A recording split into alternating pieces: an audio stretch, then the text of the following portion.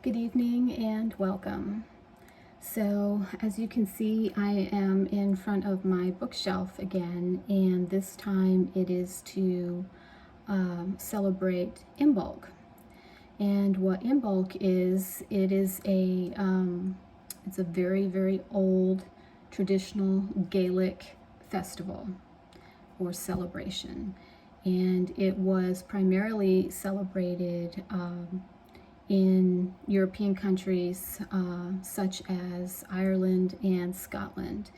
And those traditions from the past have been carried forward. All of the traditions and stories and folklore regarding Imbolc have been brought forward from the past. And I just wanted to just briefly discuss a little bit about what Imbolc is and just give a brief history on it. Now, Imbolc typically begins the evening of February 1st and then will go into the next day, February 2nd. And it's a spring celebration. It's the celebrating of spring. It is the sort of the midway point between the winter solstice and the spring equinox. So for peoples of the past, this was considered springtime. Now, what we as modern people recognize as springtime, we're usually past the snow, or if there's any snow left on the ground, it is melting away and it can be a little messy and slushy and still very cold. But what springtime brings for us is little shoots and sprouts, and what went into a dormant state at the end of fall, moving into winter, where the earth kind of goes to sleep for winter. You start to see some changes outside in nature. You can smell it in the air. You can see it with the trees. They don't have that barren look of death to them. They'll start growing like little buds, little shoots of green, where the leaves are going to develop for springtime, and then moving into summer into full bloom. You may even start to see some flowers. And although for some of us, like myself in Tennessee, we had about 9 inches of snow just less than 2 weeks ago, and you might think, how is this even possible to have a springtime? Well, it is where it's marked between that midway point that I was talking about before, between the winter solstice and the spring equinox. If you do go out in nature and you were to walk through the woods or take a nature hike, you might actually start to see some greenery. And I even have a couple of things to show you now, just pine needles. These are green, and they will only just become more abundant as we move through this season. And then when the springtime comes that we are typically accustomed to, we'll see even more and more flourishing plants and flowers and trees and bushes. Any kind of foliage will start to reawaken during this time of year. So it's actually not too early for those for us to see those types of things occur out in nature. And it is a very, very old traditional festival. And mostly what I do is because we're going from a darker period of the year, meaning winter, things have gone into a dormant state, a hibernation. a sleeping, if you will. There is light in springtime. Springtime brings the light back into our lives and back into plants and other living creatures, and just anything that comes up out of the earth, little seedlings that naturally sprout on their own. All of that is due in part to where we are in the cycle of the year, and the days will become a little bit longer, and we'll have some sunshine, and all of that helps to produce life again. So what I like to do is, I have many candles lit here right now, and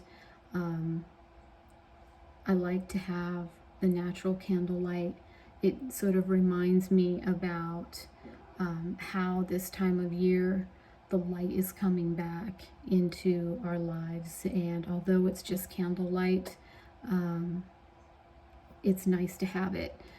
Here in Tennessee, the last 2 to 3 weeks, even though we did go to Florida for 1 week a couple of weeks ago, the weather here has been very, very dreary, very gray, very overcast, very cold, and there's been a fair amount of precipitation and rain.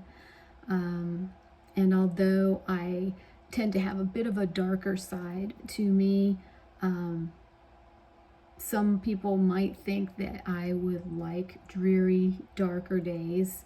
I'm someone that actually doesn't, although I have sort of a gothic, dystopian side to me. I really do enjoy having sunlight and warmth. I certainly do appreciate that. So I definitely have felt a bit of a depression, I guess, of a sort, just the last few weeks, with it being so cold. I really appreciate having the light, and although a candle and candlelight is not the sun, it does still make me very happy to light a candle and smell it and just be in the presence of candlelight. It just makes me feel safe and warm, and I don't know, it just makes me feel encouraged for the springtime, knowing that springtime brings summer, and it's just an ongoing cycle that we all go through as we move through the year. Each year, subsequent years, it's the same cycle each year, and you can go up and down in your spirit, depending on the weather and the season. There's certainly, I believe there's a connection between the seasons and how it can impact you emotionally. I definitely feel there's a connection there between that. Now, other people who dive a little deeper into Imbolc and some of the other pagan traditions tend to, or they'll talk about worshiping gods and goddesses. I do not do that personally myself. A little bit of information that I can give you is that Saint Bridget is a female goddess, and she is greatly associated with Imbolc and fertility during this time. And I know that as far as like an offering, because during some of these periods or festivals, celebrations, involves products that are made with milk. such as milk, cream, butter. Those can be left as offerings to gods and goddesses during this time.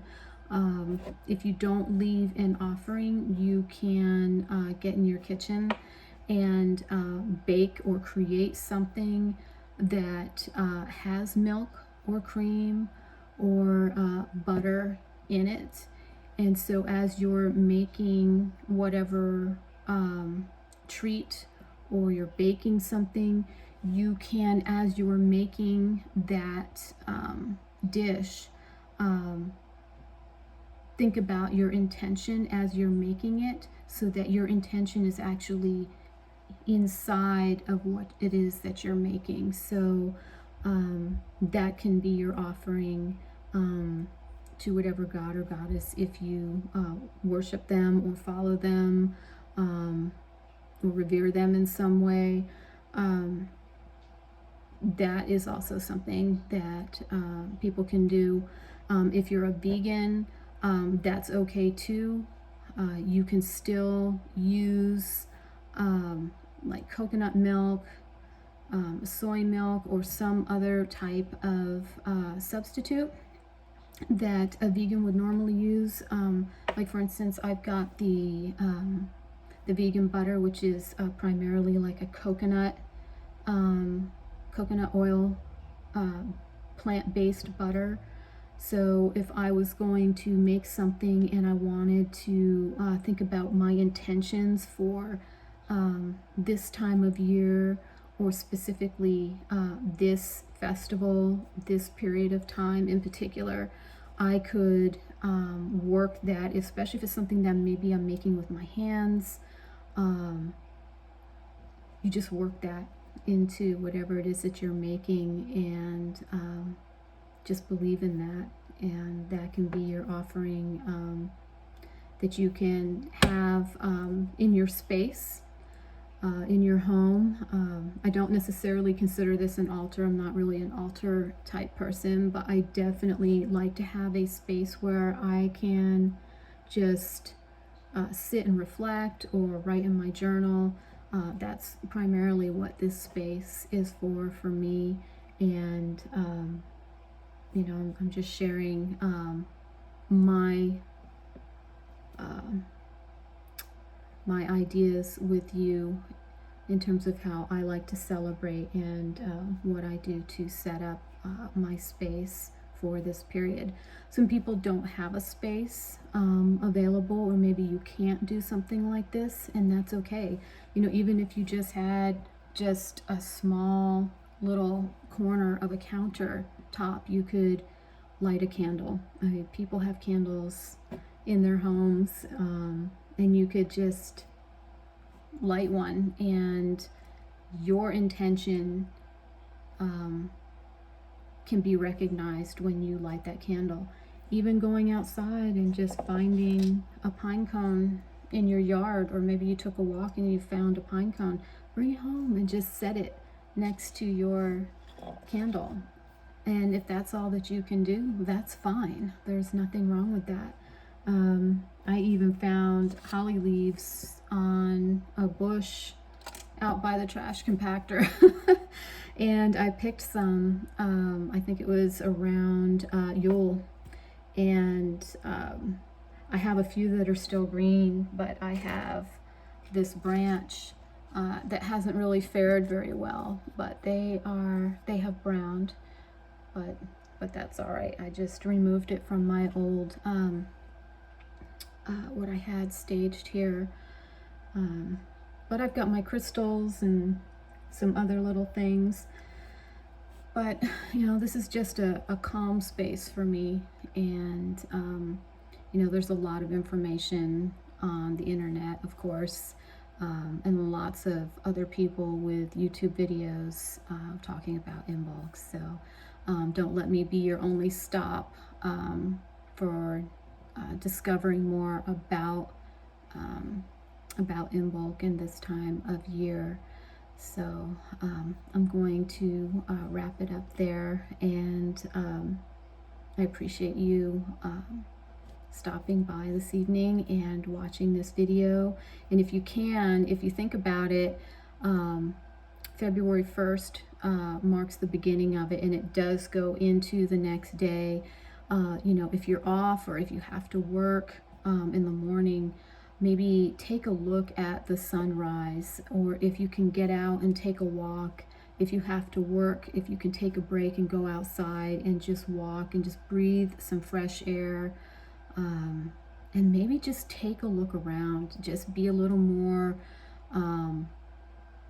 situationally aware of what's going on around you, not just with people, but with nature, and just watch and see some of the finer, smaller changes that are going on in nature, because they are happening right now. And just a little something to leave with you there. So, all right, well, I'm going to let you go, and thank you for tuning in, and I'll see you in the next video.